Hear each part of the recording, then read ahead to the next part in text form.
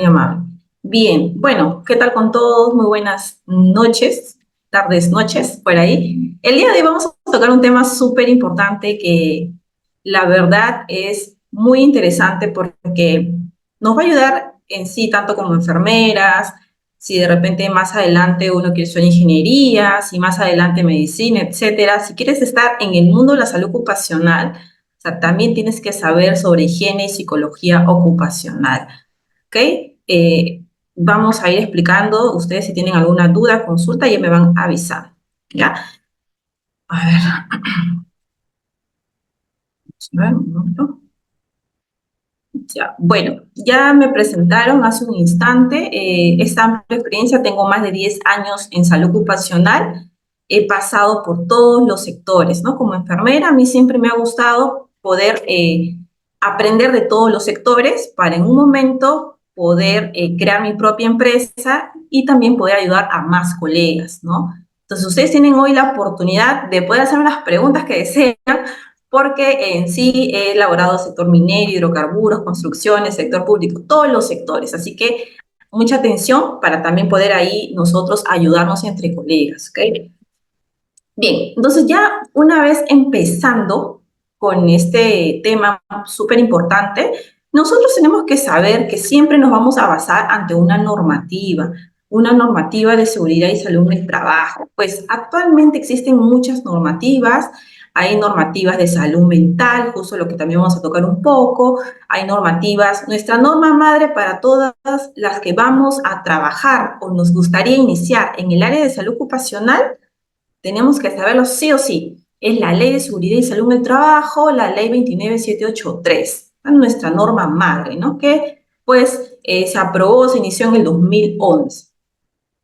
Pero para este tema que vamos a tocar el día de hoy, nos dice, según el artículo 56, exposición en zonas de riesgo, ¿no? Esa ley es súper amplia, pero como el día de hoy nosotros vamos a hablar de higiene, que involucra los monitoreos de salud ocupacionales, entonces es por eso que citamos el día de hoy este artículo, el artículo 56, y también el artículo 57 de nuestra ley que dice evaluación de riesgos, ¿no? Todo eso tiene que ejecutar el empleador, ¿no? Si tú estás laborando en una empresa, tienen que cumplir sí o sí con estos artículos porque en momentos de auditoría, de fiscalización por SUNAFIL, sí o sí te lo van a pedir, ¿no? Yo he pasado muchas auditorías en todos los sectores y siempre me han pedido mis monitoreos de higiene y también me han pedido que subsane esos monitoreos, ¿no? A veces hay observaciones donde una tiene que intervenir.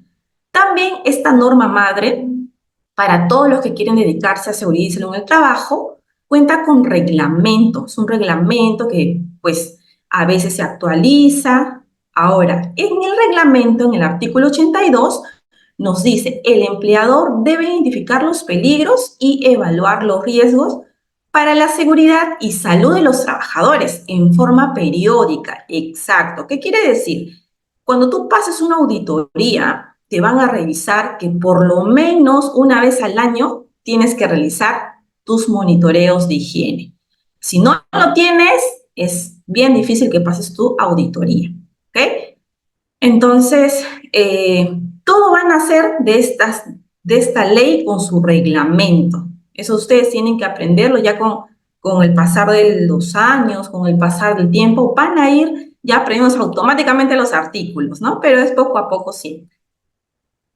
Ahora, el objetivo de la higiene ocupacional, nos dice la literatura, la higiene ocupacional tiene como objetivo la prevención de enfermedades ocupacionales o laborales generadas por factores o agentes físicos que vamos a encontrar en nuestro ambiente de trabajo, ¿verdad? Entonces, estos agentes, vamos a explicarlo un poco más detallado, pero son aproximadamente 5, ¿ya? Dependiendo dónde tú te encuentres. Hoy día vamos a explicar 5. Entonces, una vez ya entendiendo el objetivo, nosotros tenemos que saber qué es la higiene ocupacional, ¿no? Yo en la práctica he elaborado con ingenieros, con médicos, con enfermeras, ¿no? Y una enfermera también puede hacer los monitoreos de higiene ocupacional, ¿no? no solamente nosotras tenemos que estar en el tópico, haciendo la vigilancia, cuidando de repente o dando los primeros auxilios a algunos trabajadores. No solamente hacemos eso. Nosotras hoy por hoy podemos realizar los monitoreos de higiene, siempre y cuando estemos entrenadas, ¿no? Yo, por ejemplo, en mi empresa que actualmente tengo, yo realizo monitoreos de higiene, ¿no? Entonces, esto va a ser poco a poco, pero para eso ustedes tienen que asistir a estos espacios, ¿no? De congresos, de cursos, porque eso va a fomentar que tú poco a poco puedas aprender. Y eso es el objetivo, ¿no? Entonces, la definición de higiene ocupacional, ¿me avisan si ven la pantalla, por favor? Dice definición de higiene ocupacional, ¿no? Ya, ok. Entonces, esta definición de higiene ocupacional, según la American Industrial de Higiene, nos dice que es la ciencia dedicada a la identificación, evaluación y control de aquellos factores ambientales o tensiones emanadas o provocadas en el lugar de trabajo y que pueden ocasionar enfermedades, destruir la salud o el bienestar, o crear algún malestar entre los trabajadores o ciudadanos de la comunidad. Entonces, según esta fuente nos dice esta definición, ¿no? Ahora vamos a ver. Pero cuando nosotros ingresamos al mundo de la higiene ocupacional, tenemos que tener una base, tenemos que conocer algunos conceptos para yo como enfermera ocupacional o como persona que me quiero destacar o quiero trabajar en el área de seguridad en el trabajo, tengo que conocer los conceptos básicos, ¿no? Ustedes se han dado cuenta que casi todas las normativas tienen más de 30 hojas y que a veces tú dices, ay no, salud ocupacional es muchas normativas. En la vida cotidiana, del trabajo, tú vas a aprender poco a poco esas normativas porque vas a necesitar leerlas y adicional vas a necesitar saberlas para poder hacer bien tu trabajo. Entonces, míralo de esa manera, ¿no? Míralo que tienes que conocer los conceptos básicos para poder trabajar de una buena manera y cuidar la salud de los trabajadores. Nosotros tenemos que vigilar esa salud. Bien. También comentarles que uno de estos lugares... Ahora, dame un momento. Creo que tengo un problema. Ya, listo. Entonces, nosotros tenemos que conocer, les decía, estos conceptos, ¿no? Los básicos que tienen que conocer tienen que ser por lo menos estos tres cuando vamos a hablar de higiene, ¿ok? Entonces, primero tenemos que ver qué define el lugar de trabajo, qué cosa es, ¿no? Nos dice la normativa, es todo sitio o área donde los trabajadores permanecen y desarrollan su trabajo o donde tienen que acudir para desarrollarlo. Esto nos dice la normativa, pues, ¿no? El Decreto Supremo 005-2012-TR. Todo lo que nosotros explicamos en salud ocupacional, todo en su mayoría es normativo. Ya, las implementaciones que tú realizas, eso es un plus, pero, por ejemplo, la normativa te dice que tienes que contar con un programa, pero no te dice cómo hacer ese programa. Entonces, tú ya tienes que desarrollarlo poco a poco, ¿ok?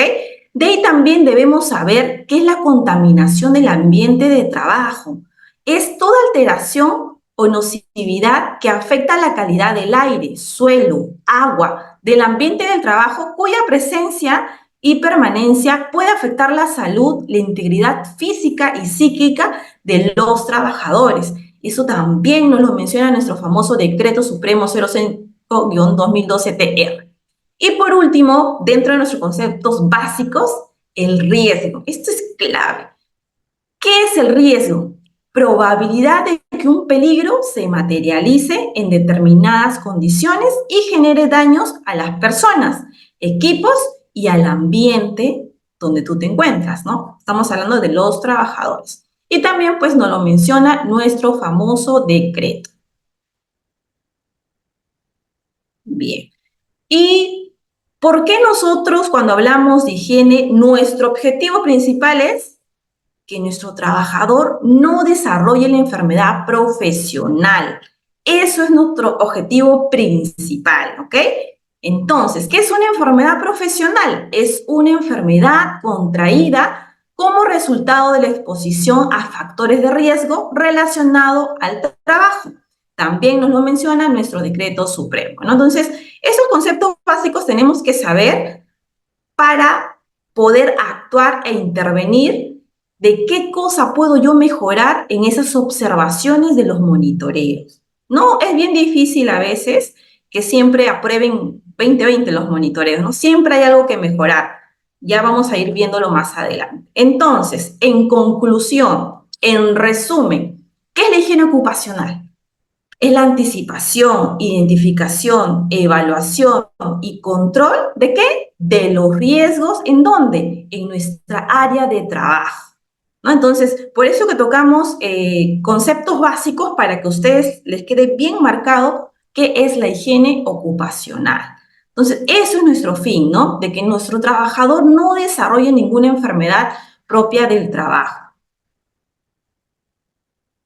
Dentro de ello, vamos a ver todo ese cuadrito, cuáles son las etapas, ¿no? Las etapas, así, uno por uno, que corresponde a la higiene ocupacional, cómo intervenimos, en qué etapa nos encontramos, todo ello, ¿no? Primero, nosotros vamos a empezar pues con la gestión preventiva, ¿no? Nosotros nos encanta como enfermeras la parte preventiva siempre, ¿no?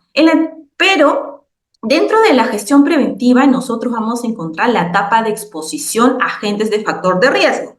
El día de hoy, a mí me mandan a trabajar a campo. Entonces, yo tengo que saber cuáles son esos factores que están ahí, a qué agentes yo estoy expuesta, ¿correcto? Entonces, esa es la primera etapa, que es etapa de exposición. Ahí que vamos a ver la toxicidad del agente, el tiempo de la exposición, la concentración o nivel o factor del ambiente, la susceptibilidad de la persona. Después vamos a pasar a una segunda etapa, la etapa preclínica, ¿no? Vamos a ver cambios fisiológicos. Si de repente yo tengo un trabajador que elabora en zonas de ruido y está expuesto y no tiene equipos de protección personal como las orejeras o tapones, en mi etapa de exposición yo sé que él se está expuesto a ruido, pero en mi etapa de preclínica van a haber cambios fisiológicos. Estos van a poder ser reversibles y otros irreversibles, ¿no? Por eso que tenemos que conocerlo bien.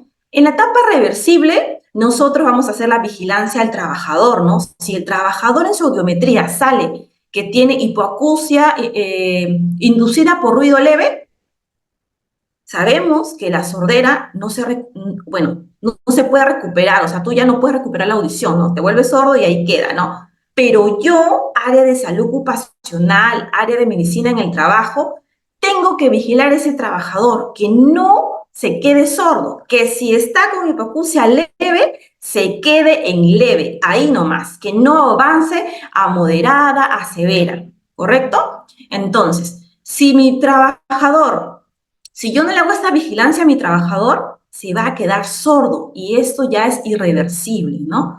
Después va a pasar a una etapa de gestión curativa, la etapa clínica, donde va a haber la aparición de los síntomas.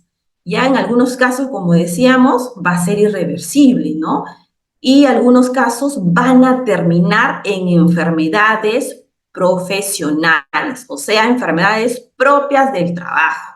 Entonces, es más o menos así como nosotros tenemos que iniciar en la parte preventiva. Ahí nosotros tenemos que concentrarnos para que nuestro trabajador no desarrolle una enfermedad propia del trabajo. Y nosotras, durante toda nuestra carrera, a nosotras nos enseñan a hacer la promoción y la prevención. Entonces, quiere decir que estamos súper entrenadas para poder evitar que un trabajador genere una enfermedad propia del trabajo. ¿Ok? Y algo importante que no se nos puede pasar es que debe existir un manejo conjunto entre el área de ingeniería, entre el área de salud, para encaminar la prevención y evitar las enfermedades ocupacionales. Nosotras, como enfermeras, como médicos, ingenieros, no podemos trabajar solos. Siempre tenemos que trabajar en equipo, ¿correcto? Porque el ingeniero puede ver temas de la seguridad, nosotros podemos ver temas de salud. Juntos conversamos y podemos sacar un programa súper bueno que va a ayudar al trabajador a que evite tener una enfermedad propia del trabajo. ¿Okay? Nuestro fin como equipo de seguridad y salud en el trabajo va a ser que mi trabajador no tenga ninguna enfermedad ocasionada en el trabajo, ¿ok? O por el trabajo, mejor dicho. Eso es importante, siempre el trabajo en equipo.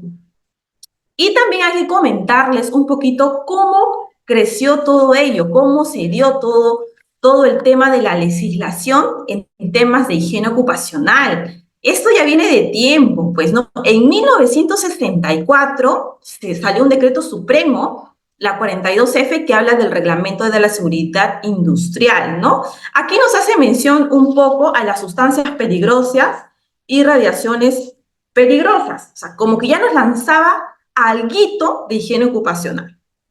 Después, en 1965, el Decreto Supremo 029-65, el Reglamento para la Apertura y Control Sanitaria de Plantas Industriales, ya nos daba un poquito más de alcance. Nos decía que ahí nos hablaba de parámetros para eliminación de temperaturas y humedad. ¿Qué es lo que teníamos que hacer? Entonces ya con el pasar de los años nos iban saliendo un poquito en una normativa, en otra normativa algo adicional, y así. En 1997, la ley 29842, la Ley General de Salud, aquí ya nos hablaba de agentes ambientales y nos daba algunos valores permisibles. Entonces, poco a poco ha ido avanzando la normativa peruana. En el 2005, con este decreto supremo, aprueban un reglamento sobre los valores permisibles para agentes químicos en el ambiente de trabajo, ¿no? Como su propio nombre lo dice, agentes químicos en el ambiente de trabajo. Ya estábamos avanzando más en el tema de higiene ocupacional. Después, ya en el 2008, salió la resolución ministerial 480. Ahí tú vas a encontrar un listado de todas las enfermedades profesionales, o sea, del trabajo, ¿no? Todas las enfermedades ahí están súper detalladas, ¿ok? Por sector y por enfermedad, ¿no? Después, en el 2008 también, tenemos la resolución ministerial 375, que es la norma básica de ergonomía y de procedimiento de evaluación de riesgo disergonómico. Yo les digo algo, ustedes van a trabajar en el campo mucho con la resolución ministerial 480, la 375, la 29783, eso de ahí va a ser para nosotras súper importante porque lo vamos a ver al día a día. Todas las demás normas también van a ser importantes, pero va a ser dependiendo dónde tú te encuentres trabajando. Si te encuentras en sector minería tiene su propia norma, ¿no? El Decreto Supremo 024-2016. Si te vas a ir al sector hidrocarburos, tiene otra norma. Sector agricultura tiene otra norma. Entonces, todo va a depender de dónde tú te encuentres trabajando. Pero en todos los trabajos donde estés, te va a ayudar que tú sepas la RM 480, la 375 y la ley 29783 y su reglamento. Entonces, estas de aquí, ustedes sí o sí tienen que ya tenerlas en su lista para ir leyendo, para ir un poco averiguando. Y pues, ahí dentro de la higiene ocupacional nos hablan de agentes ocupacionales. Los agentes ocupacionales en el ambiente de trabajo prácticamente van a estar presentes. Por sus propiedades pueden aumentar la probabilidad de ocurrencia de un evento adverso para la salud. ¿Y cuáles son? ¿Te has preguntado de repente? Ruido, iluminación, temperaturas extremas, radiaciones, vibraciones, pero ya más adelante lo vamos a tocar detalladamente, ¿no? Estos agentes ocupacionales se clasifican. Tenemos el físico, que en su mayoría ahí vamos a encontrar vibraciones, ruido, calor, químicos, gases, polvo, neblinas, biológicos, disergonómicos y psicosociales, ¿ok? Entonces, hoy día vamos a hablar de todos estos agentes ocupacionales para que ustedes puedan ir conociendo y también saber cómo pueden ayudar a los trabajadores en cada empresa donde se encuentran. Y si no trabajas todavía de ocupacional, no hay problema, tienes que saberlo porque donde vayas van a haber agentes ocupacionales y tú tienes que saber cómo se va a intervenir. Entonces, dentro de los agentes físicos vamos a tener vibraciones, ruido, estrés térmico, iluminación y radiación. ¿Bien?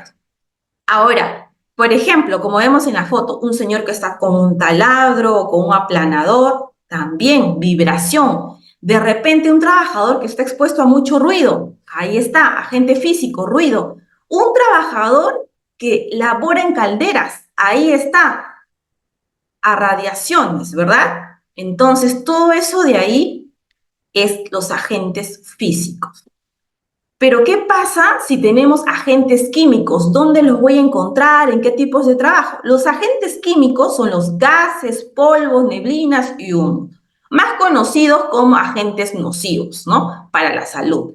Estos agentes nocivos o agentes ocupacionales vamos a poder encontrar en algunos tipos de trabajo, algunas empresas que se dedican de repente solo a soldar, ahí vamos a ver el famoso humo. Los soldadores por eso andan bien protegidos, porque cuando están soldando, eso es lo que sucede, sale humo, y ese humo cuando se ingresa hace daño, ¿ok?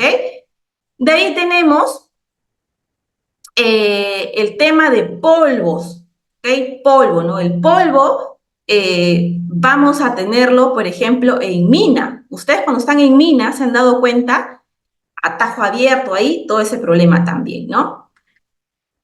Dentro de los agentes biológicos, que hace 2 años estuvo mucho así el boom, fue por la pandemia, ¿verdad? Fue por el famoso COVID-19, el SARS-CoV-2. Entonces, en biológicos, las que trabajan en área hospitalaria, sí o sí van a estar expuestas a estos agentes, ¿ok? Sí o sí. Entonces, tienen que saber para poder cuidarse.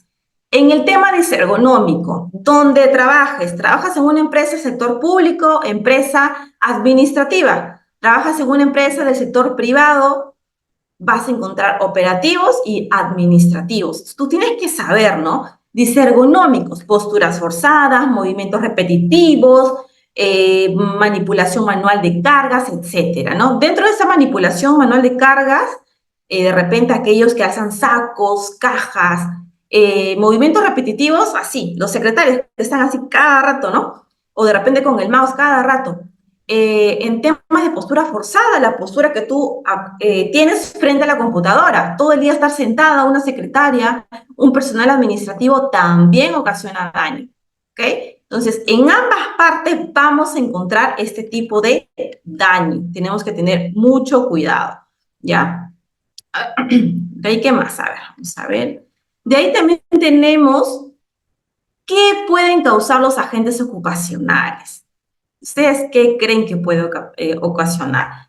Hace mucho tiempo, estas normativas nos han ayudado un poco a poder identificarlos, a poder preocuparnos por estos agentes, ¿no? Para poder evaluarlos y hacer que ahí no más quede, ¿no? Dentro de los físicos tenemos la famosa sordera, ceguera, síndrome de Raynaud y cáncer. De repente en estos agentes químicos vamos a tener enfermedades del hígado. Por ejemplo, yo he trabajado en una planta de productos químicos y en esta planta trabajaba mucho con el thinner y con el esmalte. Y a nuestros trabajadores como vigilancia le hacíamos los exámenes para el hígado, para ver si está fallando, para ver cuáles son sus valores de TGO, TGP, ¿no? Entonces, esa es una manera de intervenir, ¿no? Junto con el médico, él decía, hay que pasen esos exámenes. Nosotras, ¿qué hacíamos? Recolectábamos toda la información para saber quién está un poquito mal y quién está bien.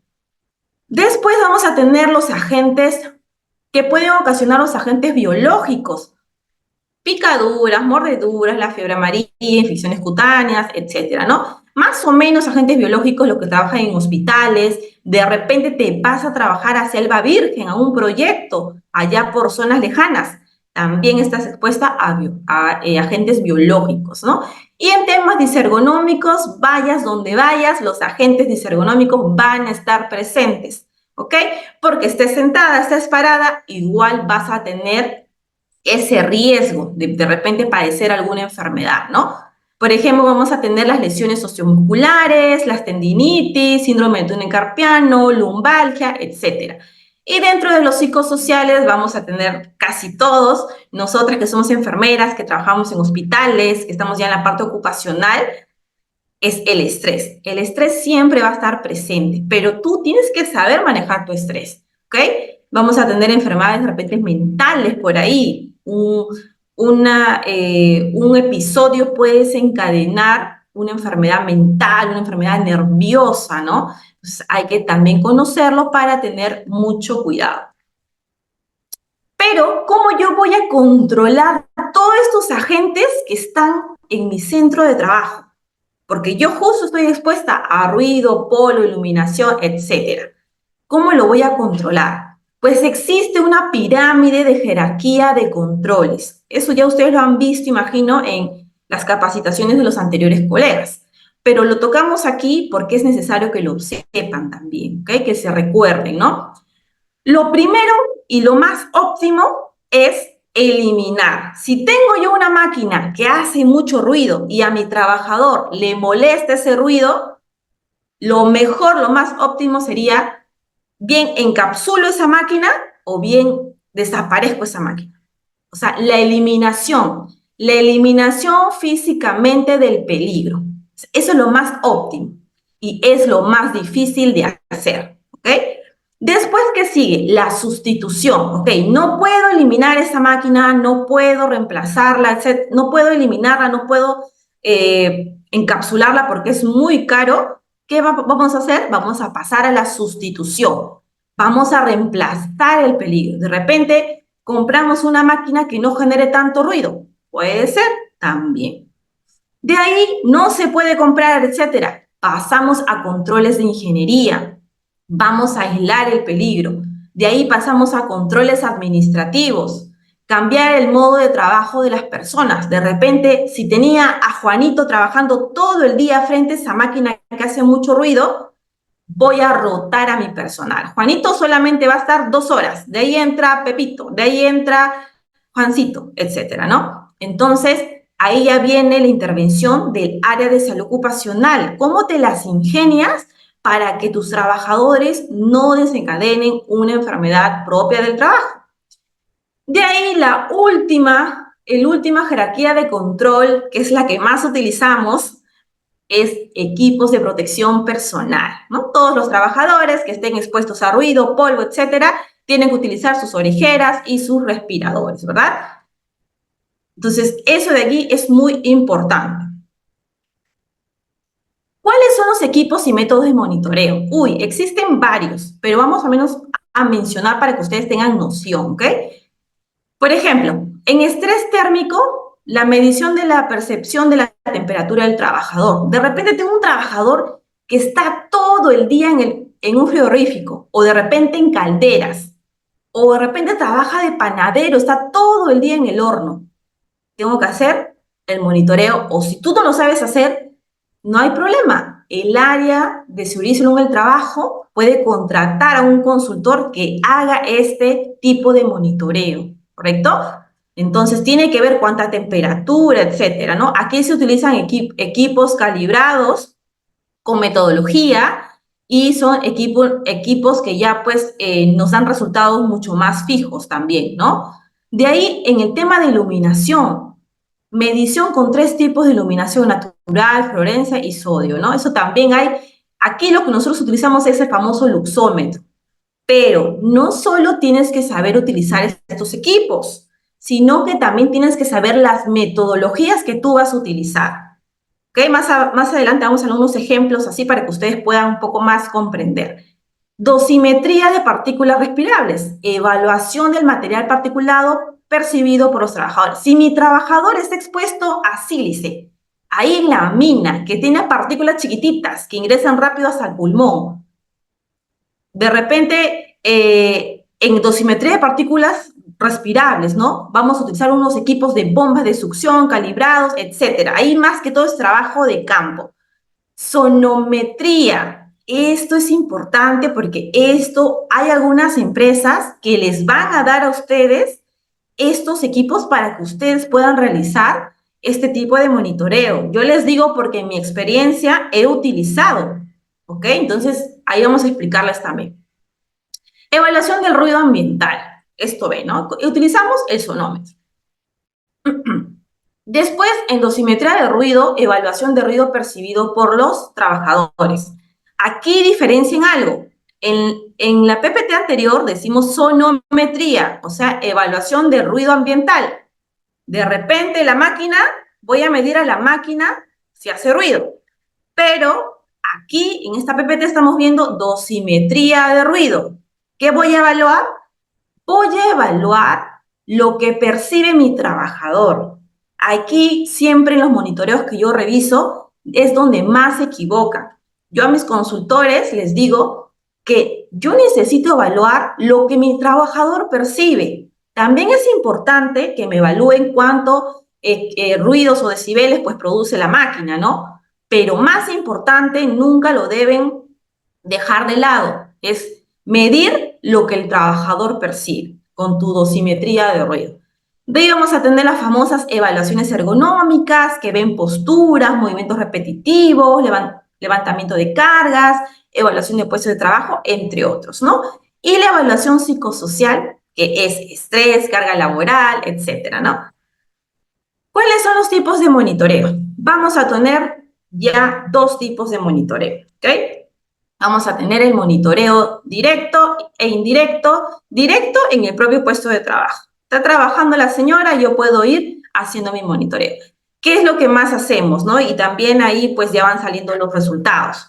En indirecto, pues a veces hay que llevarlos al laboratorio para ver qué tipo de biológico puede ser, entre otros, ¿no?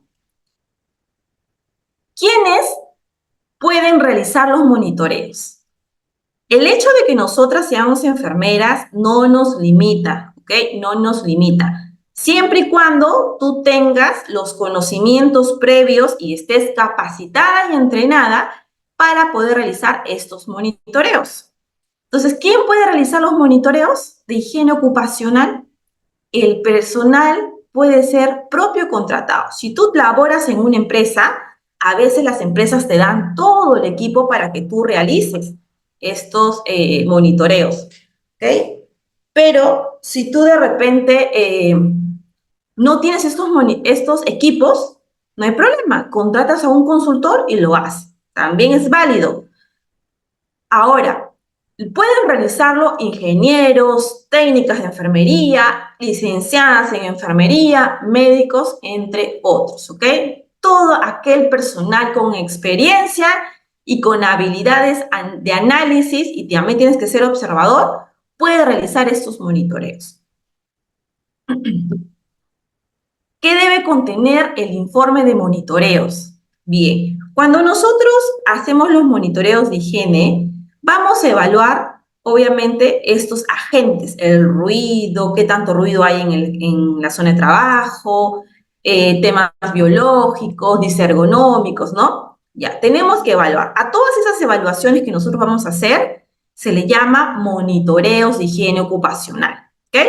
Y en estos monitoreos habíamos dicho que tenemos que utilizar equipos, instrumentos que nos van a ayudar a poder medirlos para nosotras poder intervenir y evitar que mi trabajador desarrolle una enfermedad propia del trabajo, ¿correcto? Entonces, ¿qué debe contener el informe de monitoreos?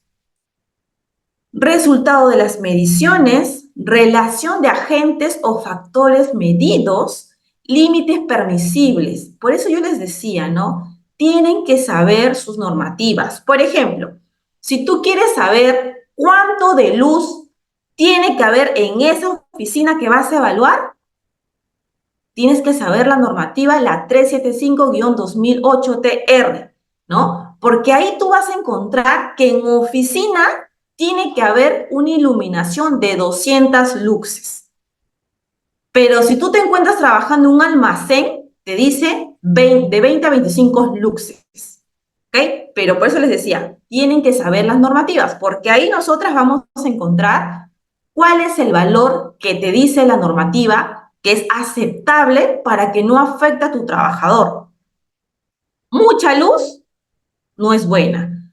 Poquita luz tampoco es bueno. La fatiga, no rinden bien, la producción disminuye, la empresa puede quebrar, etcétera, ¿no? Y es por eso la importancia también de los monitoreos de higiene ocupacional. Entonces, tiene que tener tu informe, la metodología empleada, el tamaño de muestra. Si vas a evaluar o realizar un monitoreo de ergonomía, tienes que saber qué vas a utilizar, OWASP, RULA, REBA, etcétera, ¿no? Todas las metodologías. No, yo no quiero utilizar nada de eso de ahí. Quiero utilizar una ISO, aceptable también, pero tienes que estar entrenada y saber de toda esa normativa. De ahí también tiene que ir el tamaño de la muestra, relación de instrumentos utilizados, conclusiones y recomendaciones, la copia del certificado de calibración de los instrumentos que has utilizado en el monitoreo. Lo que tú vas a rescatar de tu monitoreo, porque si tú contratas a un personal que te haga eso, te va a dar un libro así, ¿no? Un libro impreso así de grueso, y tú vas a tener que leer todo eso, que no hay problema, lo puedes hacer, pero ándate las conclusiones y recomendaciones. Ahí vas a encontrar cómo tú tienes que intervenir. Te va a decir de repente que intervengas dando capacitaciones o moviendo o rotando a tu personal porque el ruido es demasiado alto. O sea, te va a dar recomendaciones, ¿no? Que tú tienes que seguir, ¿ok? Vamos a ver. Algunas personas, cuando hacemos monitoreo, nos dicen, ¿cuánto demora un monitoreo? Demora mucho, ¿cómo es? Depende del tipo de agente. Hay dos posibles duraciones. Va a haber monitoreos puntuales y toda la jornada laboral. Va a depender, ¿ok? Entonces, en los puntuales va a ser iluminación, ¿no? Quiero medir la luz de esta oficina, saco mi luxómetro. Ahí me va a salir el valor. Quiero medir la humedad, los factores ergonómicos, factores psicosociales, también. Quiero medir factores disergonómicos. Mi trabajador está sentado frente a su computadora, tengo que ver los ángulos, ¿no? Si está con espalda recta, etcétera. Esos son, dependiendo del tiempo, puntual. Después hay otro tiempo que es toda la jornada laboral, que eso es un poquito más largo, ¿no? Por ejemplo, en el tema de ruido, para yo saber en esas 8 horas que trabaja el señor cuánto de ruido percibe él, voy a tener que conectarle su equipo para ver cuánto de ruido percibe. Y eso me va a tomar toda la jornada laboral, ¿no? De ahí material particulado, entre otros. Muy importante tener en cuenta lo siguiente. Esto tienen que tomar nota. Tómenle foto, escríbanlo, no lo sé. Pero tienen que tomar nota porque es donde más se equivocan en hacer los monitoreos de higiene, sobre todo de ruido. Y casi todos también estamos expuestos a ruidos, ¿no? Entonces, hay que enfocarse en la percepción del trabajador y no solo en el ambiente de trabajo. Por ejemplo, el ruido, si tú vas a medir ruido en un centro laboral, usa el dosímetro y no solo el sonómetro. ¿Qué quiere decir esto? En la imagen de la parte izquierda estamos viendo un dosímetro. Este equipo te va a decir qué es lo que percibe tu trabajador en esas 8 horas de repente. ¿Cuánto percibe de ruido? Y si tú utilizas el sonómetro, esto te va a decir cuánto produce ruido la máquina. Pero yo, especialista en salud ocupacional, soy enfermera, me he entrenado, asisto a ese tipo de congresos, cursos, etcétera, tengo que decirle a mi consultor que haga este monitoreo de higiene con ambos equipos. Si quieres un buen trabajo, con ambos equipos.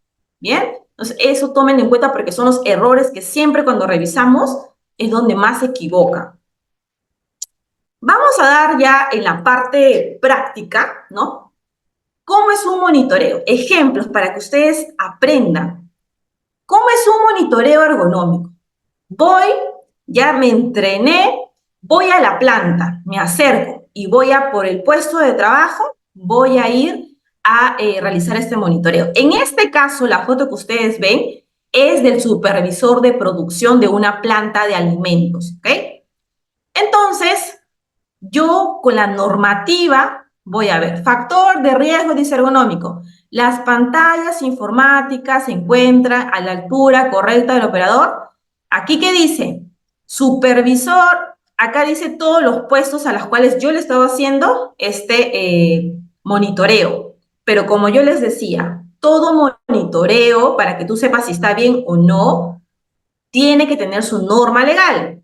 Todo eso lo vamos a encontrar casi todos en la resolución ministerial 375-2008-TR, de ruido, ergonómico, de humedad, temperatura, etc. ¿Ya? Por eso que tienen que anotar esta normativa.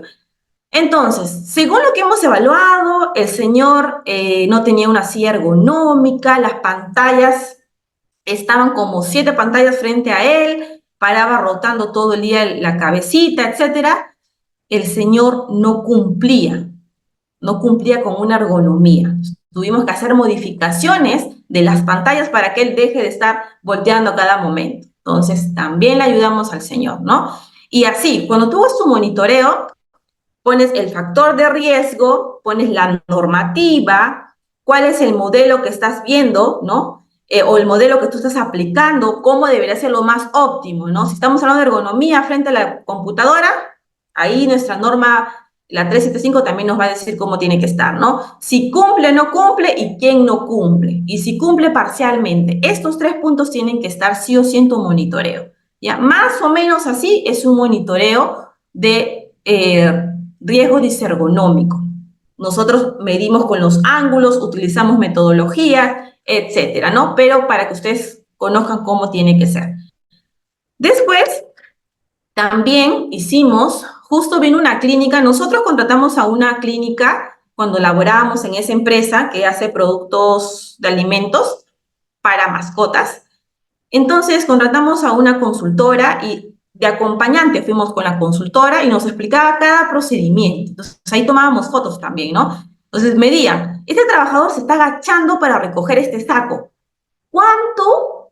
¿En qué ángulo está esa columna? ¿Es así como tiene que manipular su saco? Así no es. Entonces encontramos varios puntos que lamentablemente si nosotros dejábamos pasar, nuestro trabajador podría desencadenar enfermedades propias del trabajo. Por ejemplo, en esta foto vemos que hay sacos, vemos la postura de mi trabajador. En una manipulación de sacos, así no debe realizarse.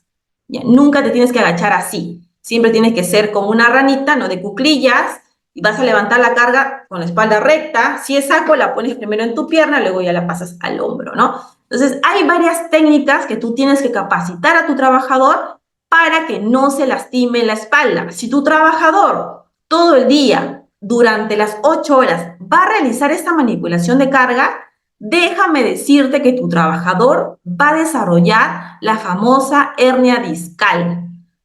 ¿Ok? La famosa hernia discal. Y esta enfermedad trae problemas crónicos, dolores que no vas a soportar. Entonces, ahí viene ya el problema. Pero eso no sucede de la noche a la mañana. Tu trabajador primero va a estar con dolencias, que le duele la espalda, de ahí va a tener descansos médicos. Esto va a ser muy recurrente hasta que el médico tratante donde él vaya a atenderse le va a decir, ¿sabes qué? Hemos hecho todos los exámenes y tú ya tienes hernia discal. ¿Ok? Eso es súper importante que también lo sepan. Así ustedes no sepan aún, ¿no? Porque todo es un aprendizaje. No sepan aún cuánto tiene que ser los ángulos, cómo tiene que ser. Por lo menos debemos saber cómo se debe hacer una manipulación manual de cargas. Esto es básico y es súper fácil. Busquen en internet, ya más o menos yo les he explicado, ¿no? Espalda recta, de cuclillas, te agachas, coges la carga bien pegadita a ti y te levantas, ¿ok? Entonces, esto tiene que capacitar su trabajador para que cuando se haga el monitoreo salgan bien y muy aparte para que no desarrollen una enfermedad propia del trabajo. Entonces, así nosotros hacemos nuestros monitoreos y también a veces nosotros de manera muy rápida hicimos un monitoreo ergonómico, ¿no? El área de salud ocupacional. Y vamos a poner aquí un ejemplo, ¿no? Esto lo hicimos en el 2020 por ahí. En este ejemplo utilizamos, pues, fuimos a una planta donde ellos realizaban los baldecitos para poner la pintura. Entonces, en este supervisión que fuimos junto con el médico ocupacional, nos dimos cuenta de que pasó esto. Este señor, todos los días, la máquina que ven ustedes de color amarillo, expulsa tapas de baldes para pintura. Pero esta máquina lo expulsa muy abajo. Entonces, ¿qué pasa? El señor tiene que agacharse, agacharse, agacharse y agacharse, ¿no? Entonces, ¿qué determinamos cuando hicimos la evaluación ergonómica? Que había movimiento repetitivo. Repetía todo el día lo mismo, se agachaba y se levantaba cada momento, ¿no? 4 veces durante más de 2 horas por día. Más todavía se agachaba. De ahí también vimos que había posturas forzadas, ¿no? Aquí está en la foto, ¿no? Vimos también en qué horarios, si todos trabajaban así, etcétera. Y ya para desmayarnos, nuestro trabajador, para no agacharse, miren lo que hizo. Cogió una silla, le sacó las patas a la silla, esta silla estaba con hueco, lo agarró de almacén, ¿no? Lo agarró de almacén, ya algo que no servía, y estaba con hueco, y como tenía hueco en el espaldar, le puso, miren, cajitas, y le quitó las patas a la silla. Entonces, el señor, ¿qué hacía? Se sentaba en esa silla y ya no se agachaba, pero igual sus piernas no estaban y su postura no es adecuada. O sea, él ya no se agachaba cada rato, sino que ahora se torcía, porque tenía que agarrar las tapas de costado a costado. Igual no había un buen procedimiento ahí, ¿no? ¿Qué hicimos? La solución que fue hacer, mandamos a que esa máquina ya no expulse por abajo, sino expulse a través de una cinta, expulse más o menos altura de la cintura. Es como que si tuvieras una mesa y las tapitas salen, ¿no? Altura de una mesa. Y ya mi trabajador no tenía que agacharse, ya mi trabajador no tenía que estar torciendo su cuerpo. Entonces, es por eso la importancia de la evaluación ergonómica, que ustedes conozcan qué son movimientos repetitivos, cómo debe ser una postura correcta, ¿no? Imagínense encontrar eso en una planta, ¿no? Es la verdad un poco lamentable, ¿no? Lamentable, ¿no? Así no se puede trabajar. Y también lo otro es que nosotros no le habíamos autorizado al trabajador a coger esa silla y a ponerle de esa manera.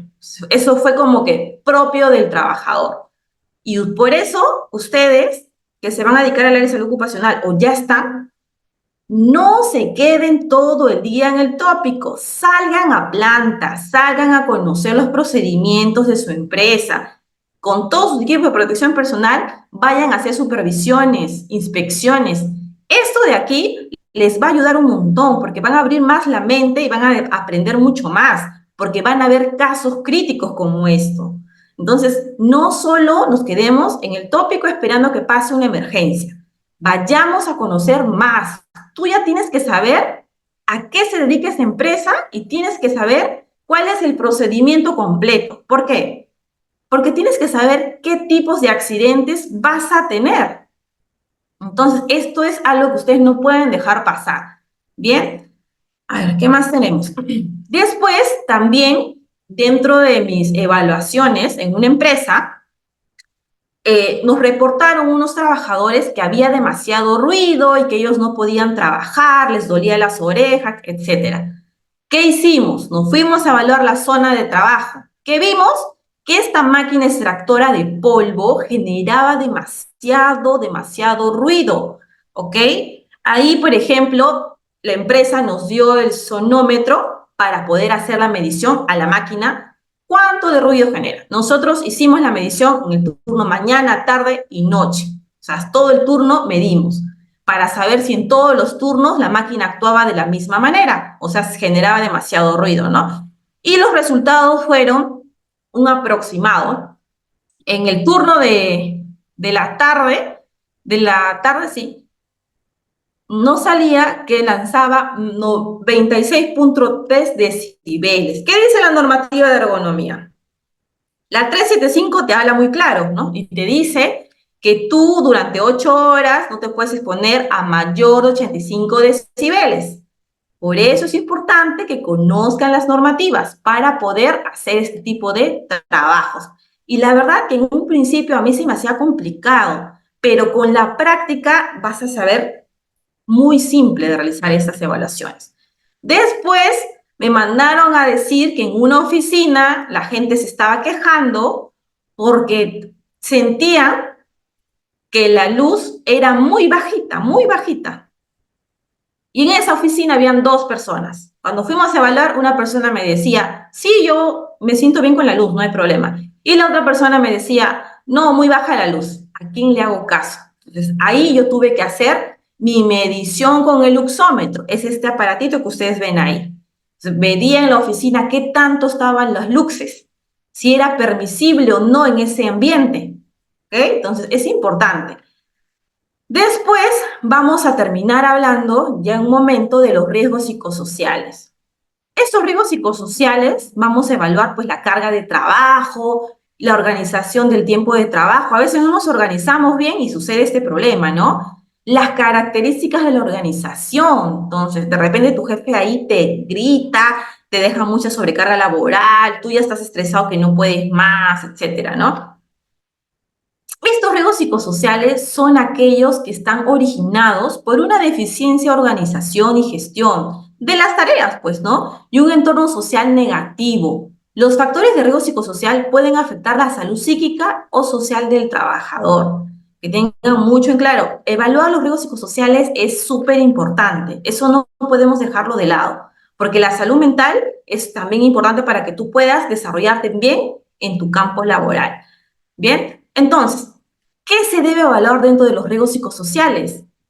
Se debe tener en cuenta aspectos relacionados con la organización del trabajo, su ejecución y las relaciones entre las personas, ¿verdad? De repente, mucho hacer ese tipo de trabajo causa monotonía, tareas sin sentido de repente, quizás puedes optimizar cosas si tu jefe no quiere, etcétera, ¿no? Entonces, eso va a afectar de una cierta manera cómo te vas a sentir tú. Para eso existe una metodología. Primero, tenemos que saber que antes utilizábamos las ISTAS 21, una metodología que pues nos permitía medir los riesgos psicosociales. Pero ¿qué ha pasado con esta normativa de las ISTAS 21? Esta ISTAS se creó en otro país y lamentablemente los países no son iguales. Y cuando aplicábamos acá en Perú las ISTAS versión corta, media, larga, etcétera, no nos daba resultados como que buenos resultados o más cercanos a la realidad. Si de repente yo medía y yo sabía que en ese lugar había mucha demanda de trabajo, me salía como nivel medio, un poquito menos. Entonces, no era como que muy propio del país. O sea, no salían bien los resultados, porque recuerden que esta metodología es extranjera y no todo lo extranjero va a ser bien aquí en Perú, ¿no? Entonces, ¿qué es lo que sucedió? El Instituto Nacional de Salud creó una metodología que se llama Sensopas COP SQ. Entonces, ¿qué hace esta metodología?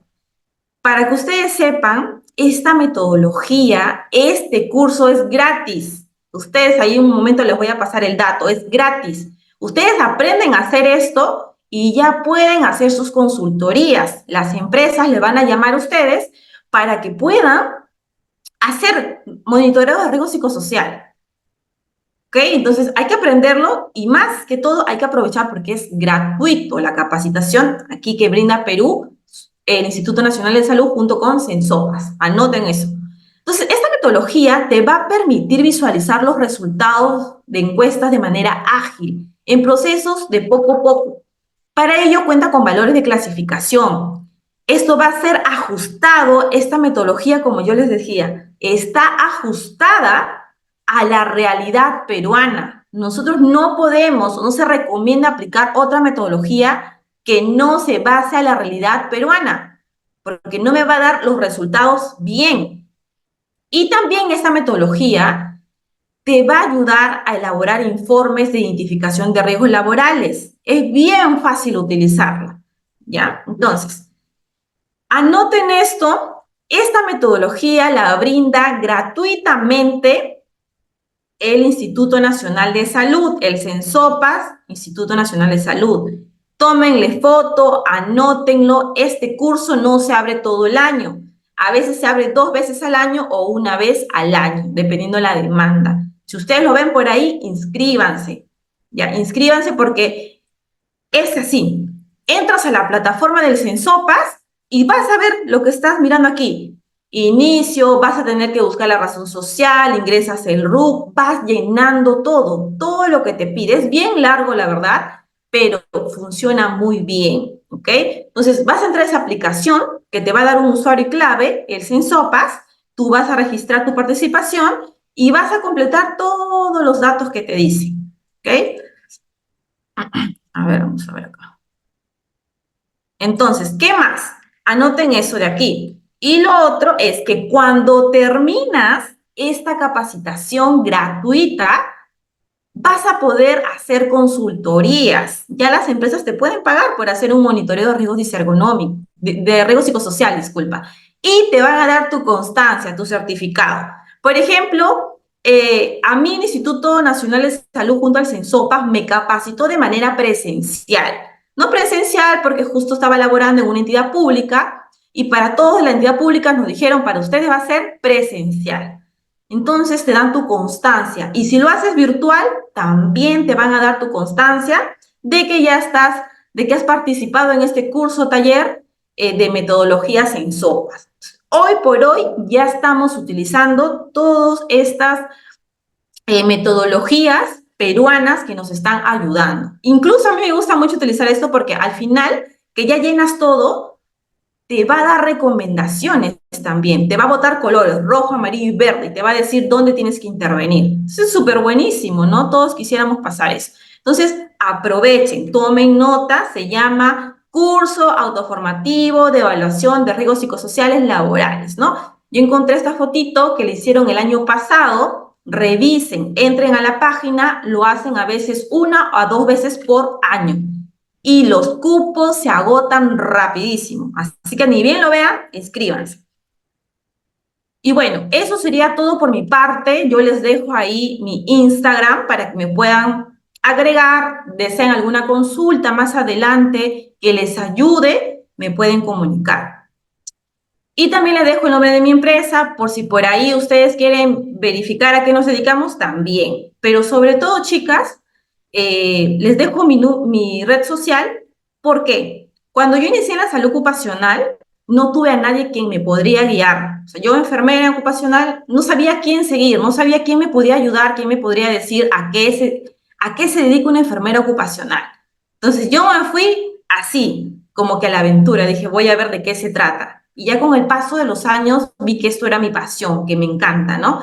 Entonces, si tú estás en ese punto donde yo algún día me encontré, no hay problema, escríbeme, tienes alguna duda, consulta, ahí te voy a poder ayudar para que tú sepas si de repente es lo que tú quieres hacer o de repente tienes alguna duda que pasó en tu trabajo y no sabes cómo resolverlo, escríbeme a mí en mi red social y ahí yo te voy a poder ayudar. Les dejo mi nombre, yo paro en las redes sociales, ahí me van a poder ubicar también, ¿no? Entonces, Eddie, eso sería todo por mi parte. No sé si hay alguna pregunta, consulta, algo adicional.